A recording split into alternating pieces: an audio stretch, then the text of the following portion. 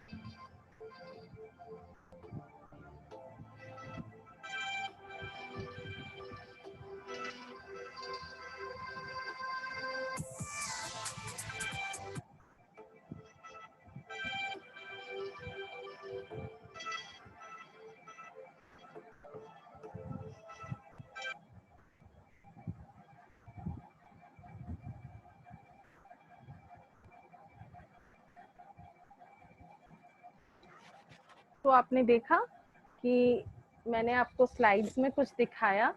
एक स्लाइड है जो मुझे लगता है आपसे थोड़ा डिस्कस करना चाहिए, वो ये है स्पिरिट। स्पिरिट मतलब हम लोग क्या समझते हैं, स्पिरिट क्या होता है, स्पिरिचुअल इंटेलिजेंस क्या होता है। स्पिरिचुअल हम लोग आजकल के जनरेशन के साथ एक प्रॉब्लम है, जब भी आप स्पिरिचुअल इंटेलिजेंस या इस तरह का आध्यात्मिक सोच के बारे में बात करते हो ना, तो हमारा जनरेशन जो है वो भागता है उससे। उसको नहीं लगता है कि स्पिरिचुअलिटी का भी कोई ज़रूरत होता है लाइफ में। But my dear students, my dear children, spirituality का भी लाइफ में बहुत बड़ा मतलब होता है। तो ये स्पिरिचुअलिटी क्या है, हम लोग स्पिरिचुअलिटी को कैसे रिलेट कर सकते हैं। हम लोग ज़्यादातर देखते हैं कि जब भी एग्ज़ाम वगैरह होता है, टफ सिचुएशन होता है, तो हम लोग बहुत अपने आप को स्पिरिचुअल फील करने लगते हैं, बहुत ज़्यादा अपने आप को भगवान के साथ कनेक्ट कर लेते हैं। लेकिन बाकी समय हम लोग ऐसा फील नहीं करते हैं, ऐसा रिलेट नहीं करते हैं। ऐसा क्यों? ऐसा इसलिए क्योंकि हम लोग अपना जो स्वार्थ है ना, वो बहुत अच्छी तरीके से समझते हैं। तो ये किसी ने आपको सिखाया नहीं होगा, ये एटीट्यूड कोई आप में डालता नहीं है कि अपने बारे में सोचो या अपना बनाओ। आप तभी अपने बारे में सोचते हो जिसमें आपको फायदा होता। तो आपके पेरेंट्स आपको बोलते रहते होंगे कि पढ़ लो पढ़ लो पढ़ लो बेटा, पर आपको नहीं लगता है कि अभी पढ़ना ज़रूरी है। ऐसा क्यों? क्योंकि आपको ये फील ही नहीं होता है कि पढ़ाई भी कभी ज़रूरी होती है। लेकिन आप पढ़ते कब हो? जब आपको लगता है कि अरे मेरे सारे दोस्त तो पढ़ लिए होंगे, उनको तो अच्छे मार्क्स आ जाएंगे, अब तो मेरा तो नहीं आएगा। तो तब आपको रिलेट होता है कि ये जो मेरा तो नहीं आएगा, तब आपको रिलेट होता है कि मैं बहुत ज़रूरी हूँ, तो मैं के लिए पढ़ना ज़रूरी है। तब आप अपने आप को खुद को पढ़ाई के साथ एसोसिएट कर लेते हो। पर ये जो मैंने, मुझे करना है, ये सब कुछ डिसाइड कौन करता है? कोई तो होता है ना पीछे से आपके बारे में सोचने वाला। तो कहीं ना कहीं हम लोग ये मानते हैं कि कहीं ना कहीं कोई ना कोई सुपर पावर यहाँ पे हमारे ऊपर रूल करता होता है। चाहे वो आप जानो या ना जानो, there is one super power. आप मानो या ना मानो, समहाउ किसी ना किसी चीज पे हमारा बिलीफ होता ही। तो ये जो मेरा मुझे करना है, ये भी आपका वो सुपर पावर ही शो करता है। तो ये जो हमारा स्पिरिचुअलिटी है, वो हमारा सुपर पावर को ही शो करता है। तो हालांकि मैंने आपको बहुत कुछ समझाया, मैंने आपको ब्रेन दिखाया, हार्ट दिखाया, बॉडी दिखाया, सबको एसोसिएट करना बताया। तो आगे मेरे बच्चों, आपके सामने बहुत कठिन जिंदगी है, आपको बहुत से हर्डल्स क्रॉस करने हैं। लेकिन मैं अगर मेरी मानो तो मुझे लगता है कि सब आसान हो जाएगा। क्यों? क्योंकि आसान करने वाला कौन है? आसान करने वाला हम हैं, करने वाले हम हैं। उसको सही, मेरी जिंदगी को सही दिशा देने वाला कौन है? हम हैं, मैं हूँ। ये वहीं फिर मेरा मैं काम कर रहा है। तो ये जो मैं कहाँ से आता है? मेरे अंदर के सोच से आता है। तो कहीं ना कहीं मुझे लगता है कि स्पिरिचुअल इंटेलिजेंस या एक अबव द एवरेज इंटेलिजेंस होना जरूरी होता है। मैंने आपको 2 थॉट्स दिखाए हैं अभी, तो जिसमें बोला जा रहा है कि आदमी से मिलने के बाद, उससे बातचीत करने के बाद, उसके साथ 2 घंटा समय बिताने के बाद अगर आप कुछ नतीजे पे पहुंचते हैं, तो इसमें कोई बड़ी बात नहीं है, ये तो कोई भी कर सकता है। लेकिन अगर आप किसी आदमी को पहली नज़र में देख करके जांच लेते हो कि उसके दिमाग में क्या चल रहा है, वो क्या सोच रहा है और उसका आपके प्रति सोच क्या है, this is known as spiritual intelligence. This is known as super intelligence which one can have. तो एटीट्यूड में आपको सुपर इंटेलिजेंस लाना है। आपको जब आप मुसीबत के सामने आओगे ना, तो मुसीबत को देख के आपको समझ जाना चाहिए कि इसका हल क्या होगा। अगर आप जिंदगी में कहीं भी खड़े हो जाओ ना, तो आपको पीछे मुड़ के ये ना सोचना पड़े कि पीछे मैंने क्या क्या छोड़ के आया है। जब भी आप पीछे देखो ना, तो आपको आपके पीछे ना गार्डन दिखना चाहिए, flowers. whatever hurdles you have crossed, you have transformed the hurdles into flowers, gardens. तभी आप जिंदगी की ऊंचाई पे चढ़ पाओगे। तभी कोई भी, nobody in this world motivate you, कोई नहीं कर सकता है, nobody. You are the alone, you are himself, you yourself is the motivator. आप खुद को खुद मोटिवेट कर सकते हो। दुनिया में किसी के पास वो पावर नहीं है जो आपके हाँ को ना में बदल दे और आपके ना को हाँ में बदल दे। तो I am winding up my today's this session, और लगता है कि शायद मेरे इस थॉट्स को आप पसंद करो, आपको अच्छा लगे। मुझे ऐसा फील हुआ कि आज के अभी की परिस्थिति में as a teacher I felt, मेरे अभी के परिस्थिति में मुझे मेरे बच्चों से बात करना चाहिए, क्योंकि वो जब स्टेप आउट कर रहे हैं तब की परिस्थिति बहुत डिफिकल्ट है। अभी का सिचुएशन बहुत डिफिकल्ट है। अभी हम लोगों ने चेंज देखा है, बहुत ही बड़ा चेंज, और हमें उस चेंज के साथ खुद को अडॉप्ट करना है। तो there is a end from my side, but there is a beginning to you all. So all the very best for your bright future, and whatever desires, outcomes you are having, plan to get that and be motivated towards that. Thank you everyone.